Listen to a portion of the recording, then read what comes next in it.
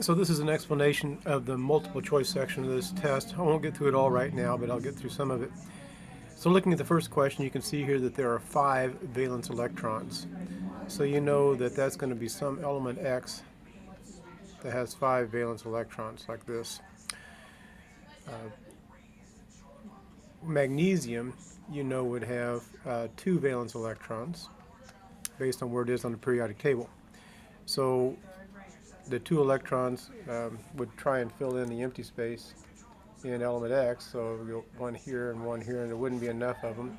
So you'd have to have another atom of magnesium, and it would go in here, and that would fill in the X, but then I would still have an extra electron of magnesium, so I'd have to have another element X with 5 electrons in its outer shell, and that electron would go right there. But then I would have to have another atom of magnesium to make it all work out right, so you end up with 3 atoms of magnesium and 2 atoms of element X. So the correct answer is E. The ones that have most nearly the same radius, would they be vertical or would they be horizontal on the periodic table? So most likely they're going to be horizontal, because if you go vertical, you're adding a new energy level every time you go down. So then you got 2 series of these that are horizontal. You've got beryllium, boron, carbon, and nitrogen is one possibility, and the other one is chromium, manganese, iron, and cobalt. But these guys are all in the same sublevel, whereas here you're going from an S sublevel with beryllium to a P sublevel over there. Here they're all in the D sublevel. So those that are in the same sublevel would have more similar size, so the answer would be E. All right, number 58, the one is the ground state configuration for the manganese +3. Remember, if it's +3, you've lost 3 electrons. So manganese normally has 25, but since it's lost 3, it's got 22 electrons, so you're looking for something with 22 electrons. So let's just first of all count those up and see if there's any choices with 22. So that'd be 2, 4, 10, 12, 18, 22, so that's a possibility. 2, 4, 10, 12, 18, 23, 25, not a possibility. Did I count that right? 2, 4, 10, 12, 18, 23, 25, that's out. Then over here we got 2, 4, 10, 12, 18, 20, 22, so that's a possibility. Here you got 2, 4, 10, 12, 18, 26, 28, not a possibility. 2, 4, 10, 12, 18, 21, 22, that one is a possibility. All right, then you have to realize that since the overall configuration for manganese is 1s2, 2s2, 2p6, 3s2, 3p6, 4s2, 3d5, that if it has a +3 charge, it's going to lose its 4s electrons and one of its 3d electrons. That'd be 2 plus one of these. So the highest coefficient electrons are the ones that are lost first. So the 4s comes off first and then one of the 3ds. So is there one that matches that? Looks like A is our answer, because this choice still had its 4s's, and this choice still had one of its 4s's, so the one that would be the right answer would be A. All right, so now for these questions, following answers, monatomic ions with a 2- charge in solutions. So you would need to have something that would gain 2 electrons. So fluorine, gains 1 electron. Fluorine has, I'll just put the valence electrons underneath them, 7, 6, 2, 8, and 2, and it's also a 3d5 after the 2, so it's a 4s2, 3d5. All right, so forms monatomic ions with a -2 charge, that'd be sulfur, because it's got 6 electrons, and it's going to gain 2. A monatomic ion with a formula KXO4, if it's KXO4, you know K is +1, O is -2, so really you got 1, you've got X, and you've got -8, and it all together has to equal 0. So X has to equal 7. So there's only one of these choices up here that could have lose 7 valence electrons, or lose 7 electrons, and that would be manganese. You might say, well, you can see that sulfur cannot lose 7 because it's only got 6 in its outer shell. Magnesium can't lose 7 because it only has 2 in its outer shell. Argon is a noble gas, doesn't do anything. Fluorine has 7 in its outer shell, but it's the most electronegative element on the table. It's not going to be losing electrons, so that leaves manganese. And manganese, if it lost its 4s and its 3d, it would lose 7 electrons, and that's what happens. It's important to note again that manganese is losing, but it's not completely losing. These would be a covalent bond, which is kind of unusual, but in a polyatomic ion you sometimes have covalent bonds between metals and nonmetals. That is the permanganate ion. Forms oxides that are common air pollutants and yield acidic solution in water. That's sulfur. Because when you burn sulfur, you get sulfur dioxide. You may have heard of high sulfur coal. And that's why my cousin Eddie had to move to Montana, put that on that last test, because of the coal in Missouri had too much sulfur in it. When power plants burn it, they get sulfur dioxide, which is put a nonmetal oxide in water and you get an acid. Okay, 33, which of the following can be conclusions from J.J. Thomson's experiments? That would be that atoms contain electrons. He gets credit for discovering that with his little cathode ray. I don't know if you remember that little experiment. You had a cathode ray tube, and you had the rays are going in this direction, but you put a magnet up underneath it. Here's a magnet. I'm such an artist. All right, so that's supposed to be a horseshoe magnet. Okay, there you go. There's a magnet. So that magnet will pull these electrons down. Oops, not like that. So it would take these electrons and do this, just push them down in that direction. So that's his experiment. He saw that cathode ray bent. This guy here, this is Rutherford. The mass of the atoms in a nucleus, and protons, neutrons, and electrons is a variety of people. This is Rutherford too. And no two electrons have the same 40 quantum numbers is known as the Pauli exclusion principle. All right. Most electronegative element of the above, electronegativity increases as you go in that direction on the periodic table. So the answer is oxygen. It's furthest up and to the right. So that's oxygen. The element that exhibits the greatest number of oxidation states would be an element that sometimes loses and sometimes gains electrons. So that eliminates lanthanum, rubidium, magnesium, because they never gain electrons. Oxygen can lose if it combines with something more electronegative than it is, but the only element that is more electronegative than oxygen is fluorine. So nitrogen can combine with oxygen or fluorine, and that's your answer is nitrogen, because it combines with oxygen in multiple different ways. Like you might have an N2O, or you might have an NO, or you might have an N2O3, or you might have a N2O5. All those exist, and those are oxidation states of +1, +2. Oops, I meant to say, no, that's right, +2. This oxidation state would be +3, this would be +5.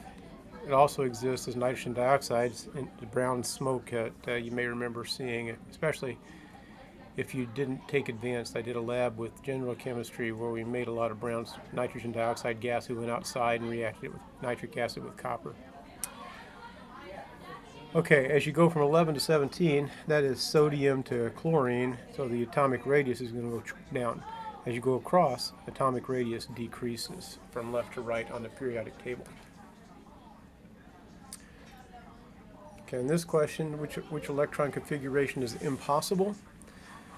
I don't know, let's see. You got a 2s, 2p, 3s, 3p. Oh, there's one with a 2d. I don't think there's any such thing as a 2d, so that's impossible. Transition elements would have electrons in the d block is where you would end, so you're looking for something that's not excited. Now, excited means that the electrons have moved from their normal state to a higher state. So, for example, this one would be excited because normally before you fill in 3s, 2p should be full. So since it's not, an electron moved over here, got excited. That means it gained energy from something like, we did a lab with the spectrometers where the electrons would gain energy from light. We did a lab your first year with flame tests where the energy or the electrons gain energy from heat. I did a little spectrum tube demonstration where we had these gas tubes and we looked through glasses, and that was using electricity to excite the electrons. So excited just means they've moved from their normal state to a higher energy. All right, so now a transition element needs something in the d sublevel, so that's gone. This is impossible. Let's just eliminate that. This one might be a good answer, and this one is a good answer. This is your best answer because electrons usually go 4s and then 3d. When they wrote these configurations, they put the bonding electrons on the outside, but still the 4s would have to be full before the 3d was to start. Here you'll notice there are no 4s electrons. So the best answer for that one is E. I don't know why I put D up there. Hang on, get rid of that. That's E. Whoops. Let's just erase that. And D. Someday I need to learn how to use this pen better. It's designed for artists. Alright, let's go back here. Back here. D. That was an adventure. There we go.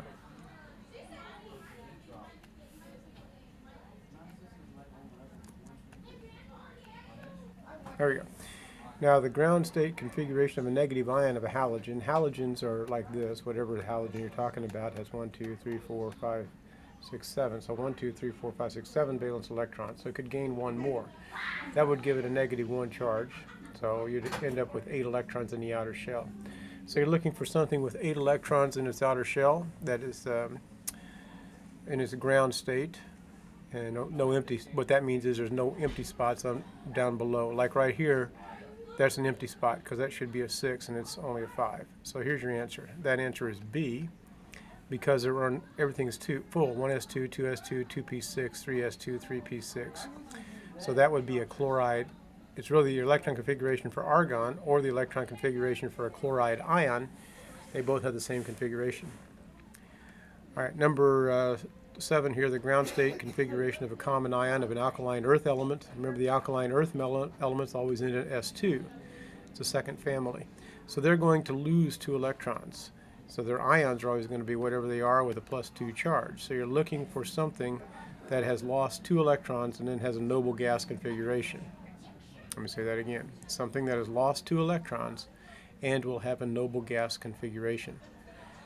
So that means you're looking for something with an S2P6. So what I mean by that is if I have something like magnesium, 1s2, 2s2, 2p6, 3s2. If I lost 2 electrons, now you got a noble gas of configuration of neon.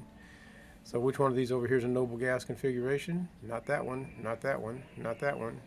That one looks nice except for that crazy 2d10, so the answer has to be B again. So negative ions of halogens and anions of halogens, or halogen anions, and alkaline earth metal cations could possibly have the same electron arrangement. Okay, it can be used to predict that a gaseous carbon atom in its ground state is paramagnetic. Paramagnetic means that you're going to have unpaired electrons. So if you have like 3 orbitals, the electrons go into the orbitals one at a time. So that would be Hund's rule. That'd be C. Electrons go in one at a time. Explains the experimental phenomenon of electron diffraction. That'd be the wave nature of matter. That remember we said light acts like particles, and then particles acts like waves. So the wave nature of matter would show, since matter travels in waves, X-rays could be bent when they hit a diffraction grating. So that'd be E.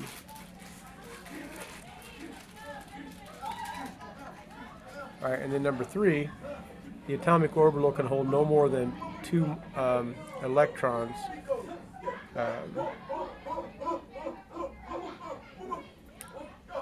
There must be some middle school kids over there acting like middle school kids.